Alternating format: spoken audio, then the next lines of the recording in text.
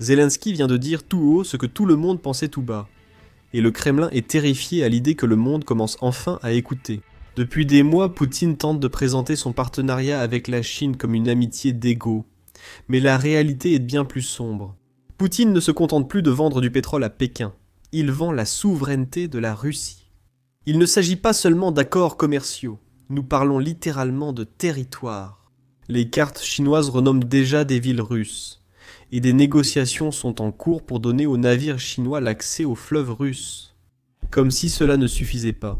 La Chine exige maintenant une plus grande réduction sur le pétrole russe. Un prix si bas que c'est pratiquement du vol. Poutine a transformé la Russie d'une puissance régionale en une colonie de ressources simplement pour survivre un mois de plus à cette guerre. Et le pire, c'est que son propre peuple commence à s'en rendre compte et à s'exprimer. Alors, regardons maintenant cette trahison. Tout a commencé avec cette déclaration que Zelensky a faite il y a 2 semaines. Écoutez bien. Jamais dans l'histoire de la Russie, sa souveraineté n'a été cédée à la Chine ou à une autre puissance de cette façon. C'est frappant de voir jusqu'où Poutine est prêt à aller pour éviter d'arrêter cette guerre. Mais le monde peut encore mettre fin à cette guerre et contraindre la Russie à faire de même. La paix est nécessaire. La paix est nécessaire. Nous savons que c'est la vérité. Entre 2021 et 2024, le commerce entre la Chine et la Russie a augmenté de 66%. La Russie exporte surtout du pétrole, du gaz et d'autres énergies vers la Chine, qui exporte ensuite en retour, vous savez, de la technologie, des biens de consommation, des voitures, et plus important encore, ou je dirais même surtout, des biens à double usage comme les machines-outils et les semi-conducteurs. Ces biens à double usage peuvent figurer dans des produits de consommation, mais la Russie peut aussi les exploiter pour son complexe militaro-industriel. Pour la Russie, c'est une bouée indispensable à sa survie. Ils démontent dans ces machines à double usage afin de récupérer les puces pour leurs missiles, drones et autres besoins militaires. La Russie n'a aucun autre moyen d'obtenir cela, sauf par la Chine. Et c'est pourquoi la Russie dépend en quelque sorte de la Chine. Mais c'est la même chose pour les exportations russes. Car à cause des sanctions occidentales, la Russie a peu d'acheteurs alternatifs pour ses matières premières et ses produits énergétiques. Ainsi, même si les échanges croissent dans les deux sens, la Russie reste la partie dépendante. Regardons les chiffres. 34% des exportations russes vont en Chine, mais seulement 4% des exportations chinoises vont en Russie. Poutine sait qu'il a plus besoin de la Chine que la Chine n'a besoin de la Russie. Et pire encore, Xi Jinping le sait aussi. Cela donne beaucoup de pouvoir à la Chine, qui en profite. Il essaie de bâtir un empire à l'ère du nationalisme, eh bien c'est voué à l'échec. Il déverse tout son arsenal sur l'Ukraine, laissant la Sibérie exposée, où Xi Jinping s'est déjà installé avant la guerre. C'est ça. L'initiative Belt and Road est en train de détacher l'ancienne sphère d'influence russe en Asie centrale. Poutine tente ce pari de guerre ouverte alors que la Russie est faible et la Chine puissante, rendant la situation d'autant plus dommageable. Pourquoi cela serait-il important, vous demandez-vous ? Eh bien, la Russie possède justement la Sibérie, possède précisément les ressources dont la Chine a maintenant besoin, qu'elle convoite, et elle veut les avoir de façon contiguë pour que personne d'autre ne puisse y toucher. Et en particulier, ils veulent de l'eau parce qu'ils ont épuisé leur nappe phréatique dans le nord de la Chine, et le lac Baïkal contient plus de 20% de l'eau douce de surface du monde. Si vous cherchez une solution rapide, c'est la meilleure. Et la Chine est connue pour ses grands projets hydrauliques. Ils ont construit des barrages sur le Mékong et le Yangtze. Ils ont réalisé d'énormes projets d'eau, donc cela pourrait être envisagé. Cela se produit déjà. En 2023, le ministère chinois de l'Environnement a publié de nouvelles cartes. Et sur cette carte, de nombreuses villes sibériennes russes, comme Vladivostok, avaient des noms chinois et étaient présentées comme une zone déjà intégrée à la Chine.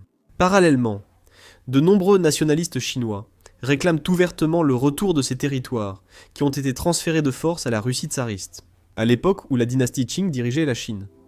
Vladimir Poutine sait que la Chine voudra récupérer ces territoires à un moment donné. Alors, que fait-il réellement ? Eh bien, il le cède avant que la Chine ne le prenne de force. L'année dernière, les médias russes ont rapporté que Vladimir Poutine voulait transférer une rivière à la Chine afin qu'elle puisse accéder à la mer du Japon. Les négociations ont commencé à la fin de l'année. En 2024, L'objectif était de négocier un passage pour les navires chinois de la rivière Tumin à la mer du Japon. Cette année, la cession de territoire a fortement augmenté. La Russie a commencé à s'intégrer à la Chine. Poutine autorise désormais les citoyens chinois à entrer sans visa. Certains Russes ne sont pas contents de cela. Regardez comment ils réagissent à cette nouvelle en ligne. Un gars dit « La Sibérie et l'Extrême-Orient sont fichus ». Un autre complète. Le début de l'expansion chinoise est lancé. La Grande Chine, de l'océan Pacifique jusqu'à l'Oural. Un autre ajoute « Ils se sont étroitement alignés sur la Chine. On travaille déjà pour eux. » Bref, maintenant, il n'y a pas que les citoyens russes qui expriment leur mécontentement. Même les blogueurs de guerre russes parlent ouvertement de la mauvaise idée que c'est, et ils qualifient désormais la Russie de colonie de matières premières pour la Chine. Écoutez plutôt. Il y a tout juste une semaine, Sekine a déclaré que la Russie est prête à devenir une base de ressources pour la Chine, qui est devenue une superpuissance industrielle. il le tenait. Selon lui, les ressources énergétiques russes aideront la Chine à atteindre ses objectifs stratégiques. En d'autres termes, il a dit clairement que nous sommes et voulons être un appendice de matières premières pour la Chine, pour le développement de la Chine. Pour le développement de la Chine. Pas pour le développement. Pas pour le développement de notre pays, mais pour le développement de la Chine. Je veux vous rappeler que... Et ici, je voudrais vous rappeler que nous avons toujours été un appendice de ressources aussi bien pour les pays de l'OTAN que pour la Chine. Peu importe ce qu'on nous dit sur la recherche d'une certaine souveraineté, cela est dit clairement. Nous l'étions, nous le restons. Et ils veulent que cela continue indéfiniment, en exportant nos richesses nationales, des ressources épuisables à l'étranger pour atteindre leurs objectifs stratégiques, pas les nôtres. Je vous l'ai déjà dit. Je l'ai déjà dit à de nombreuses reprises et j'ai donné des exemples. Regardez simplement ce qui est actuellement exporté de Russie vers la Chine. Ce ne sont que des matières premières et les produits finis nous sont réimportés. Il est évident que tout ce qui se passe, c'est simplement le siphonnage de nos matières premières et de nos finances. En d'autres termes, nous avons été et nous restons une colonie de matières premières. Et selon le plan des autorités, nous continuerons à l'être.